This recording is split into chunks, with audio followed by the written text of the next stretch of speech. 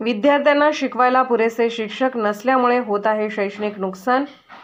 बुलढाणा जिल्ह्यात जळगाव जामोद तालुक्यात आसलगाव येथील जिल्हा परिषद हायस्कूलमध्ये विद्यार्थी पटसंख्या 445 असून 10वी पर्यंत वर्ग आहे। मात्र शिकवण्याकरिता फक्त 4 शिक्षक व 1 प्रभारी मुख्याध्यापक, त्यामुळे या शाळेत शिकणाऱ्या विद्यार्थ्यांचे न भरून निघणारे शैक्षणिक नुकसान होत आहे। परंतु शाळा सुरू होऊनही शिक्षण विभागाने सदर शाळेवर शिक्षकांची नियुक्ती न केल्याने विद्यार्थी व पालक वर्ग संतप्त झाला। त्यानंतर शाळेतील सर्व 445 विद्यार्थी व पालकांनी आसलगाव ते जळगाव जामोद हे 6 किलोमीटरचे अंतर पायी प्रवास करत जळगाव जामोद येथील पंचायत समिती गाठत गटशिक्षण अधिकाऱ्यांना धारेवर धरले। शाळेवर शिकवण्यासाठी पुरेसे शिक्षक नसल्यामुळे विद्यार्थ्यांचे शैक्षणिक नुकसान होत असल्याचा मुद्दा लावून धरला व शाळेवर आजच्या आज शिक्षक उपलब्ध करून द्या, अन्यथा आम्ही आज पंचायत समिती येथून परत जाणार नाही असे ठणकावून सांगितले।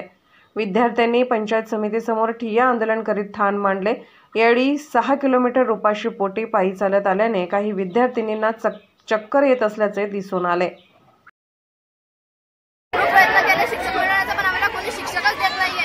आम्ही काय करा गरिबांची लेकरांना कुठे जा, आमच्या आई बाबांच्या ट्यूशन लावल्या जात नाही। आम्ही कुठे जायचं शिकण्यासाठी? तुम्ही म्हणजे पायी चालत आला आसलगाव इथपर्यंत? मग तुम्हाला शिकवायला वर्गावर येत नाही का शिक्षक वगैरे? हो, 2च शिक्षक आहेत, पण काय काय शिकवतील? आम्हाला 8 विषय आहेत। किती वर्ग आहेत टोटल तुमच्या शाळेत? 10 वर्गावर किती शिक्षक आहेत? 4 शिक्षक आहेत। मग तुम्हाला दिवसभर तुम्हाला वर्गावर शिक्षक येत नाही, मग तुम्ही काय करता?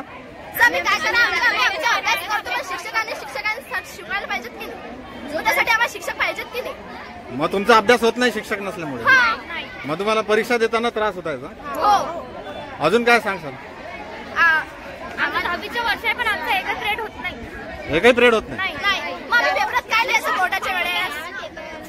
10वीचं वर्ष असल्याने आमचं 10वीचं वर्ष आहे, पण आमच्या शाळेत एकूण 10 वर्ग आहेत, फक्त 4 शिक्षक आहेत। 4 शिक्षक असल्यामुळे ते कोणाकोणाला शिकवतील आणि आमच्या क्लासमध्ये फक्त एका विषय 8 विषय आहेत। तर ते 2 शिक्षक आम्हाला कोण कोण काय काय शिकवेल आणि त्यानंतर आमचे अजून 2 विषय वाढतात, पॉवर आणि ॲग्री। ते त्या 2 विषयाचे शिक्षक आहेत, ते तरी आम्हाला बाकीचे विषय शिकवत आहेत। आमचे शिक्षक पण आमच्यासाठी खूप मेहनत करतायत, पण यांनी आम्हाला सपोर्ट करायला पाहिजे। जोपर्यंत आम्हाला शिक्षक मिळणार नाही तोपर्यंत आम्ही इथून जाणार नाही। ओके। आता कसं वाटतं?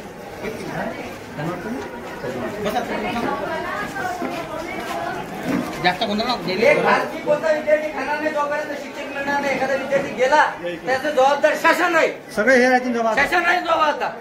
3 वेळ निवेदन दिले त्या लोकांना, झोपा काढतायत का? हे लेखी स्वरूपात दिले आम्हाला 8 वाजत आणि त्यांनी सांगितलं नाही टेम्पररी कोणतरी तुम्ही 2 महिन्याकरता घ्या, आम्ही 2 महिन्याकरता ते बोलवले। त्याच्यानंतर काय झालं? हॅलो होऊन जाईल। आम्ही आतापर्यंत सर्व निवेदन दिलेले आहेत, पण या एकाही निवेदनावरती आतापर्यंत सरकारने कुठलीही ऍक्शन घेतली नाही। आम्हाला सांगण्यात आलं की टेम्पररी शिक्षक घ्या आणि टेम्पररी शिक्षक घेतल्याच्या नंतर आम्ही शिक्षण समितीने टेम्पररी जे शिकलेले क्वालिफाईड मुलं होते त्या मुलांना आम्ही शाळेवरती रुजू केलं। त्यांना 2-3 महिने आम्ही लावून घेतलं शाळेवरती। त्याच्यानंतर परत त्यांना 3 निवेदनं दिले। आतापर्यंत 1 महिना झाला शाळा सुरू होऊन, आतापर्यंत कुठलाही शिक्षक आम्हाला मिळालेला नाही। शिक्षक घेतल्याशिवाय जाणार नाही आणि एकाही विद्यार्थ्याच्या जीवाला जर कुठल्याही प्रकारचा त्रास झाला तर याचा जबाबदार शिक्षण कमिटीचे जे अध्यक्ष किंवा शिओ वगैरे आहेत, शासन, हे सर्व तुमच्यावर गुन्हा दाखल म्हणतात। गुन्हा दाखल करणार आहेत आमच्या शिक्षकांना। हा आमचा हक्क नाही का? आम्ही आई वडील पालक नाही का यांचे? आमच्या मुलांना शिकण्याचा अधिकार नाही का? आम्ही निवेदन दिल्याच्या नंतर हे आम्हाला डायरेक्ट सांगतात तुमच्यावरती आम्ही गुन्हे दाखल करू, असं त्यांनी आम्हाला दिलेलं आहे। हे बघा, हे निवेदन आहेत। म्हणून आज मुलं संतप्त होऊन इथं पंचायत समितीवरती स्वतः 8-10 किलोमीटर पायी चालत आलेले, उपवासी, अन्न पाणी न घेता हे मुलं चालत आलेले। मुलगी तुमच्या समोर आहे, त्या मुलीची परिस्थिती बघा, चक्कर येऊन पडले तरी या शासनाला अजून सुद्धा या मुलांची दया येत नाही। अशा प्रकारे या विद्यार्थ्यांचे शैक्षणिक नुकसान होऊ नये यासाठी आसलगाव येथील शाळा व्यवस्थापन समिती, पालक तसेच गावकऱ्यांनी शाळा सुरू होताच विद्यार्थी पटसंख्येनुसार शिक्षक उपलब्ध न केल्यास मुख्य कार्यकारी अधिकारी बुलढाणा जिल्हा परिषद यांना एका निवेदनाद्वारे शाळेला कुलूप ठोकण्याचा इशारा दिला होता। परंतु आतापर्यंत त्यांच्या मागणीकडे शिक्षण विभागाने लक्ष न दिल्याने त्यांना हे पाऊल उचलावे लागल्याचे यावेळी विद्यार्थी व पालक वर्ग बोलताना दिसून आले।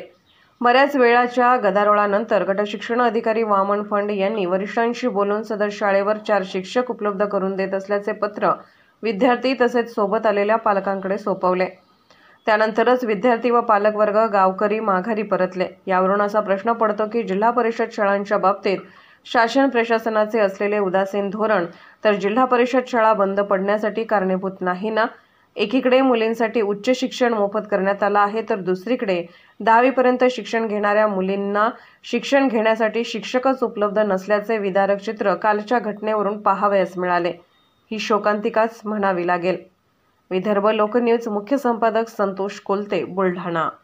माझ्याकडे जर काही कुठे सापडतात का तसे शिक्षक नाही आहेत आपल्याकडे हायस्कूलसाठी, पण तरीही कोणी क्वालिफाईड लोक असले तर तिथले काढून मी तुमच्या तिथे टाकतो। सर, विद्यार्थी पालकांनी आता आक्रमक भूमिका घेतल्याच्या अगोदर याचं नियोजन का नाही झालं? याचा अगोदर गावकऱ्यांनी सुद्धा निवेदन तिकडे दिलेलं आहे। मी सुद्धा याचा तोडगा का नाही निघला? शेवटी आक्रमक आंदोलन करावं असं वाटतं। कारण हे होतं की आपल्याकडे आता पवित्र पोर्टाचे लोक येणार होते, म्हणून साहेबांनी सांगितलं की बस 8-15 दिवस तुम्ही थांबा आणि ते लोक आले की लगेच आपण त्यांना टाकून देऊ।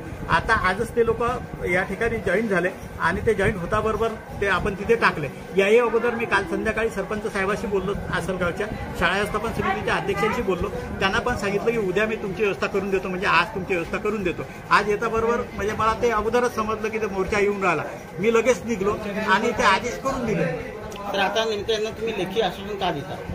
मी त्यांच्या इथे माझ्याजवळचे हे 3 शिक्षक टाकले, आणखी पाहतो आपल्या इथे 3 शिक्षक सर आता जॉईन झाले का? हा, शाळेवर हजर झालेले गेलेले, ते शाळेत गेले, तेव्हा ते हायस्कूलला गेलेले आहेत। तो मुख्याध्यापकाशी फोन लावा। केव्हा झाले? आता आजच 11 वाजता 11 झाले। त्यांचे आदेश आपण केल्यावरच झाले ते। म्हणजे यांचा मॉब आल्यानंतर तुम्ही आदेश काढले का? नाही, आदेश मी आजच काढणार आहोत, कारण काल आता आलेले आपल्याकडे पवित्र पोर्टलचे लोक आले आहेत, ते लोक आपण ते तिथे डिप्यूट करून राहिलेलं। नाव काय तुमचं? मोहन श्रीपत लासे, राहणार आसलगाव, तालुका जळगाव जामोद, जिल्हा बुलढाणा। जिल्हा परिषद शाळा हायस्कूल आसलगाव या शाळेचा एक मी पालक, माझी मुलं त्या शाळेत शिकत आहे, त्या पालक या नात्याने मी थोडेसे 2 शब्द तुमच्यासोबत बोलत आहे, तरी ते तुम्ही आवर्जून ऐकावे। माननीय माझे गट शिक्षण अधिकारी फणसर यांनी जी सूचना दिली, ती सूचना त्यांनी आम्हाला 4 शिक्षक अवेलेबल करून देण्याची मागणी केली। ते परिपूर्ण झाले असल्यामुळे जे अवंतर 2 शिक्षक आहेत ते आपले निर्मळ सर आणि आमचे दाते सर हे इंग्रजी आणि गणित हे विषय शिकवतात, पण त्यांना काही वेतन भत्ता नसल्यामुळे, ते पगारी नसल्यामुळे ते कधीही त्यांचा जॉब सोडून ते घरी जाऊ शकतात, पण आम्हाला ते मान्य नाही। आम्हाला 6 शिक्षकांचा स्टॉप आवर्जून उपस्थित त्या शाळेवर पाहिजे। त्याच्यासाठी ते 2 लोक आम्हाला शाळेमध्ये अवेलेबल पाहिजेत, आणि पण हे 4 जे फंड सरांनी आम्हाला दिलेलं आश्वासन आहे हे त्यांना त्वरित पूर्ण करावं, हीच माझी नम्र विनंती। किती वर्षापासून या शाळेवरती शिक्षकांची कमतरता होती? या शाळेमध्ये गेल्या 3 ते 4 वर्षापासून या शाळेची दयनीय अवस्था अशी आहे की हे शाळा बंद पडण्याच्या मार्गावर असल्यामुळे, शिक्षक नसल्यामुळे हे शाळा बंद पडण्याच्या मार्गावर आहे।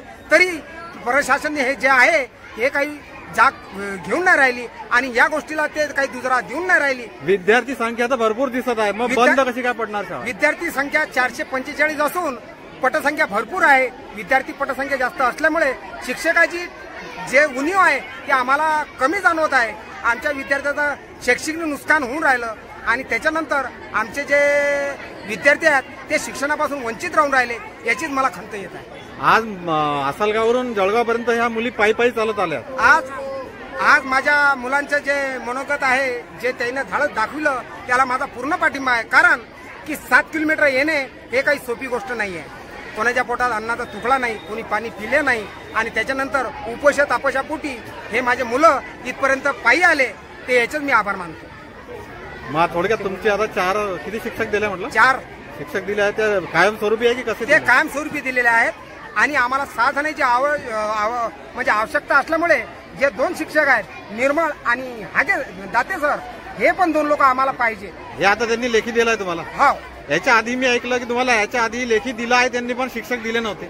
आम्ही ईओ साहेबाकडे बी पत्र केलं आणि बीओ साहेबाला बुलढाणा जिल्हा परिषद तिथं पण गेलो, तिथं पण बीओ साहेबाला आम्ही कळकळीची विनंती केली, पण या लोकांनी आमच्या गोष्टीला काही दुजोरा दिलेला नाही। त्याच्यासाठी हे पाऊल आम्ही उचललेलं आहे. आता तुम्हाला मग गॅरंटी आहे का आता हे तुम्हाला लेखी दिलं पण शिक्षक पाठवतील म्हणून? हा, आम्हाला आता त्यांच्यावर